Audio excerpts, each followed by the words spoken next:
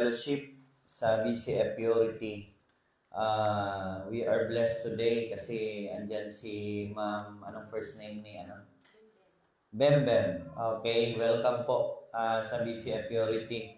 God is moving in the Facebook wall and nakita ko yung post kahapon and even the other day sa Victory din sa buhay ni Maris.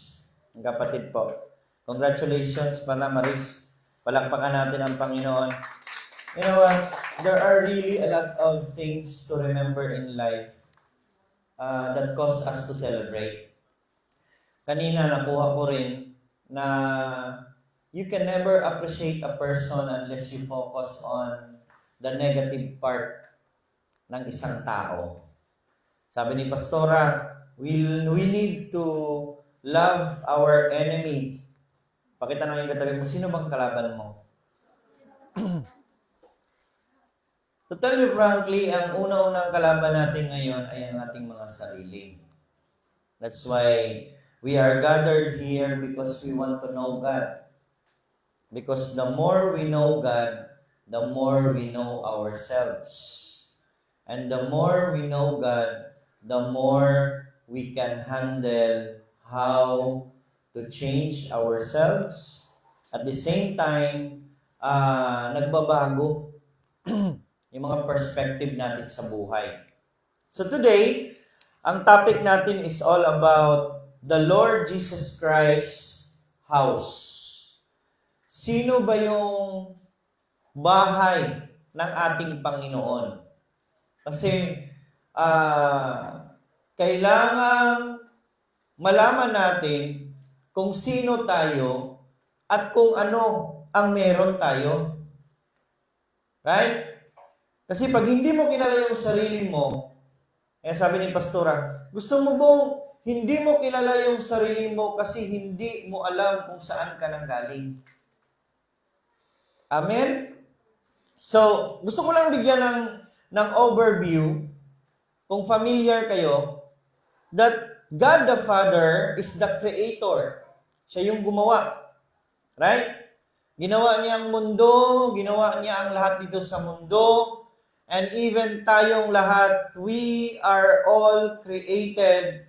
And ang pinakamaganda doon, we are created specially.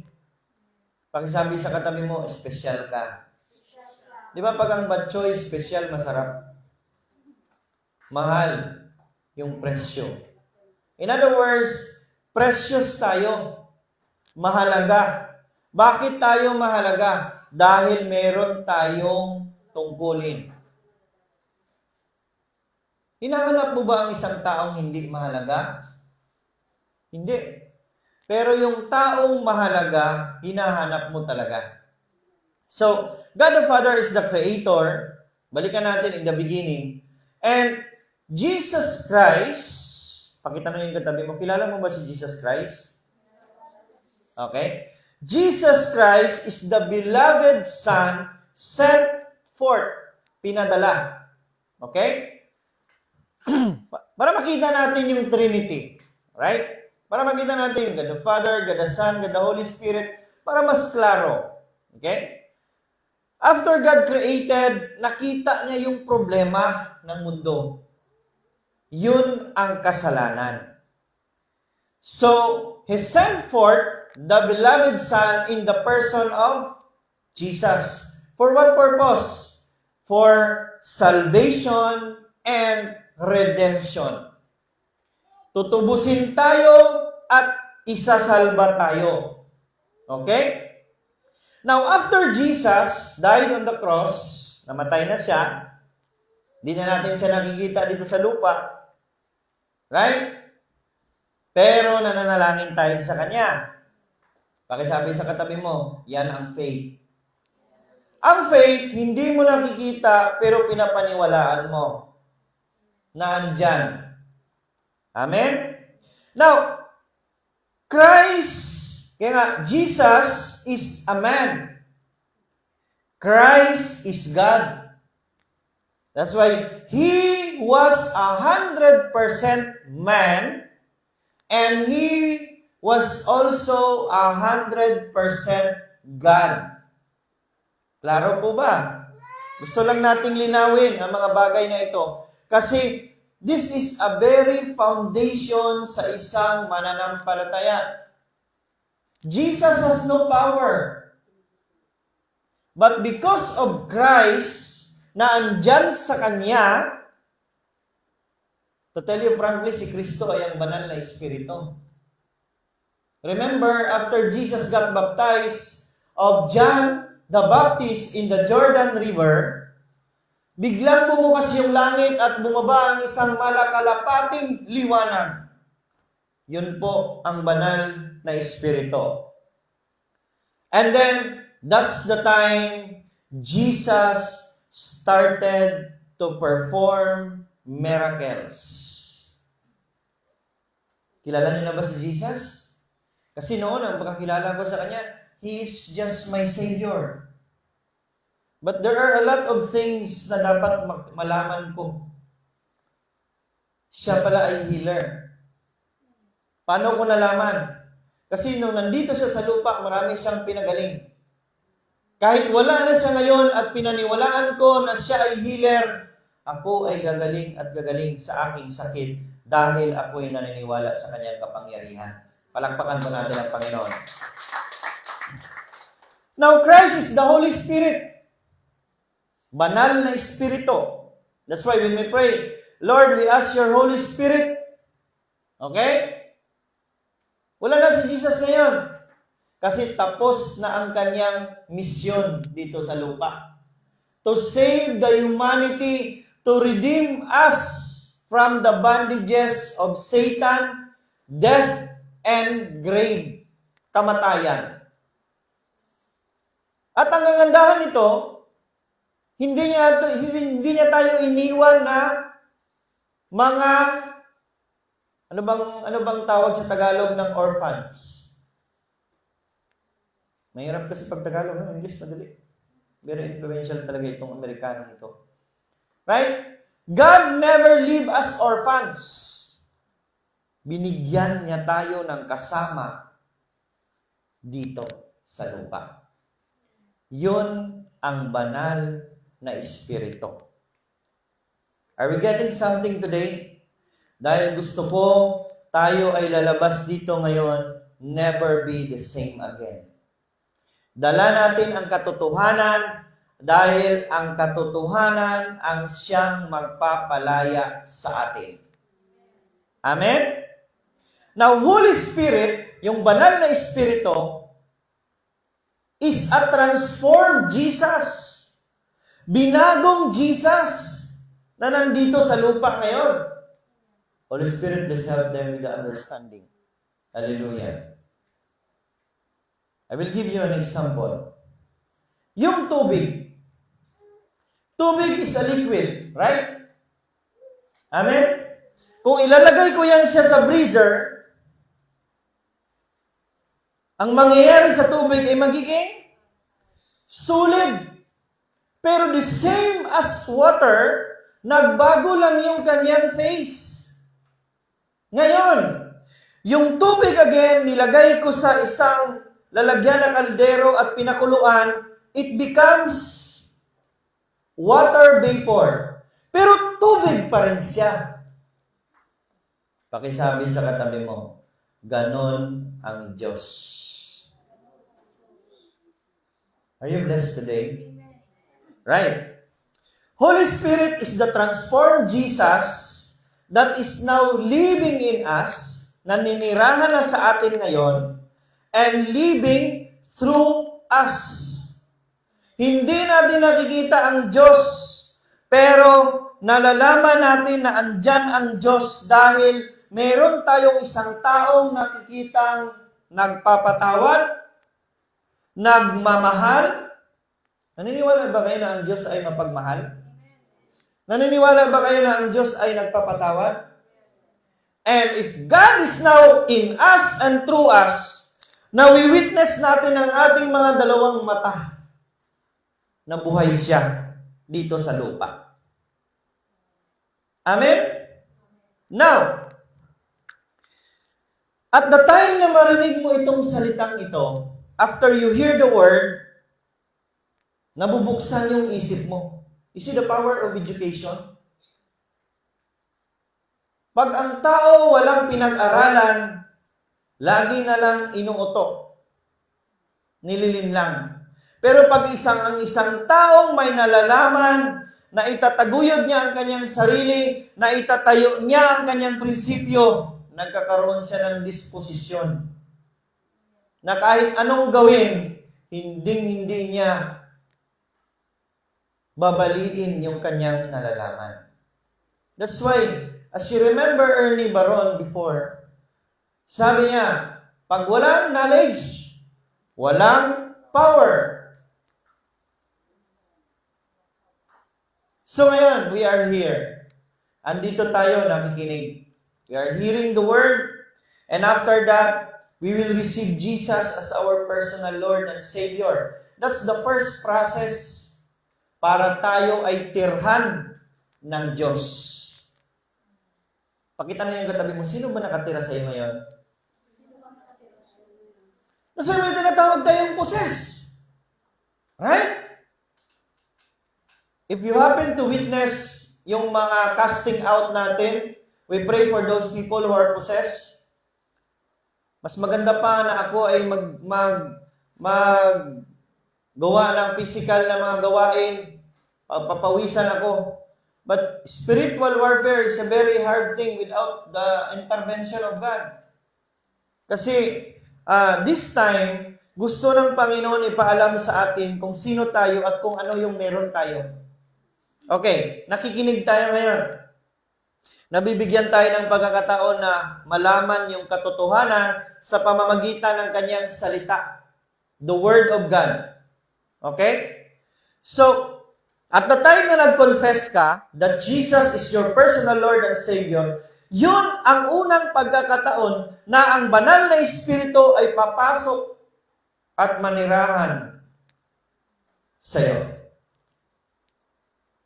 That's why, tinatawag ka na, you are the temple of God. Temple of the Holy Spirit. In short, ang tawag sa iyo ay church, simbahan. Klaro po ba? Ngayon, ano ang tungkulin ng simbahan? Ang simbahan ay ang nagpapalaganap ng magandang balita.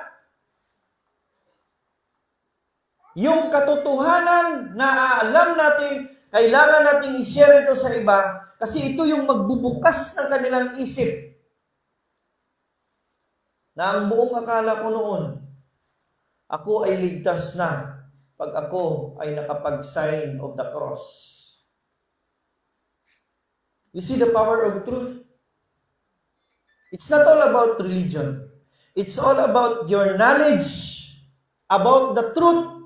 Kasi yun ang mag-guide sa iyo into a reality na gusto ng Panginoon. Amen? So, yung pagpasok ni Jesus Christ sa buhay natin, pagkatapos nating mag-confess ng ating paniniwala, do we believe in Jesus? Kaya nga, we are reciting always, Jesus, you are always my Lord and my Savior. Alright? We talk about Jesus here. We don't talk about Mary. We don't talk about saints. We only talk and focus with the gospel about Jesus alone. Okay? We become now the Lord Jesus Christ's house. Kaya yan ang topic natin ngayon. The Lord Jesus Christ's house. Pakisabi sa katabi mo, ikaw yun. Hallelujah? Did you get the message? The angel is also joining us. Shouting hallelujah. You know what hallelujah means? 1,000 praise. Okay? That when you say hallelujah, meaning you are giving 1,000 of your praise to God. Okay? Now, Handyan na ang Panginoon sa atin. Kaya tinatawag tayong Lord Jesus Christ House. Bakit Jesus Christ? Noon kasi, Jesus was left by Christ dito sa lupa, sa cross. Pero after 3 days, ano nangyari? He was resurrected. Sino ang nag-resurrect sa Kanya? The Holy Spirit. Kaya kasama niya na ngayon.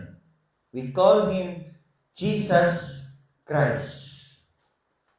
Ngayon, magbabago rin ang ating pangalan. Pag tinanggap natin si Jesus. Kasi ang common natin lahat na apelyido, ako apelyido ko ngayon, Perez. Si Hernandez, tama ba? Fernandez. Santa Ana. Pero kung tanggapin mo si Jesus, magbabago ang apelyido mo. It will become Christ. Kaya nga, ang lalaki, ang kanyang apelyido, ang siyang sinusunod. Hallelujah? Hopefully, ma-get natin yung message. So, at the time you confess, you are being possessed by God na Kanya. Kaya nga, yung buhay mo ay nagbabago, hindi dahil sa iyo, kundi dahil sa Diyos na tinanggap mo sa buhay mo, nakikita mo yung pananaw mo nagbabago, yung mga aksyon mo nagbabago, yung mga salita mo nagbabago, yung mukha mo mismo na nakasimangot nagbabago. Amen? Dahil that is the work of God because you become His house. Tinirahan ka ng Panginoon. Amen? Now let's proceed to hallelujah. Let's proceed to our first verse. Nanggagaling po sa Hebrews 3, 1-6. Please follow with me as I read. Mga hinirang na kapatid at kasama sa pagkatawag ng Diyos, alalahanin ninyo si Jesus, ang sugo ng Diyos at ang pinakapunong pari ng ating pananampalataya. Hallelujah. Jesus is the high priest. Siya yung sa lahat dito sa mundo, He had the overall charge of the temple. Alam niyo ba yung templo? Pakisabi sa katabi mo, ikaw yun. Ayan na, temple of the Holy Spirit. Titirahan ka ng Panginoon. Siya yung overall, no? Charge. Patuloy ko po. Tapat siya sa Diyos na pumili sa Kanya. Tulad ni Moises na naging tapat sa buong sambahayan ng Diyos. Kung ang nagtayo ng bahay ay mas marangal kaysa sa bahay, gayon din naman lalong marangal si Jesus kaysa kay Moises. Bakit bawat bahay ay may tagapagtayo, ngunit ang Diyos lamang ang nagtayo ng lahat ng bagay. Alam nyo kasi sa buhay natin, focus tayo palagi sa resources. Kulang tayo ng pera, kulang tayo ng pagkain, na-attract tayo sa mga branded na mga bagay. We forget the source. We focus more on resources. Kaya sinasabi ng salita, bawat bahay ay may tagapagtayo, ngunit ang Diyos lamang ang nagtayo ng lahat ng bagay. He is the source. He is the overall. Si Moises ay naging tapat bilang isang lingkod sa buong sambahayan ng Diyos upang magpatotoo sa mga bagay na ihahayag sa mga darating na panahon. Subalit si Kristo ay tapat bilang anak na namumuno sa sambahayan ng Diyos. Kasali na ba tayo sa sambahayan ng Diyos? Amen? At tayo ang kanyang sambahayan. Kung matibay ang ating pag-asa at hallelujah. Naputol ang verse. Hindi ko na dugtungan. Pero alam niyo ba, ang Diyos ay talagang tapat. Sabi ni Pastora kanina, hindi ka maka-expect na magiging tapat yung partner mo. Kasi we talk about family. Kahit sino dito sa mundo, hindi ka maka-expect sa kanila na maging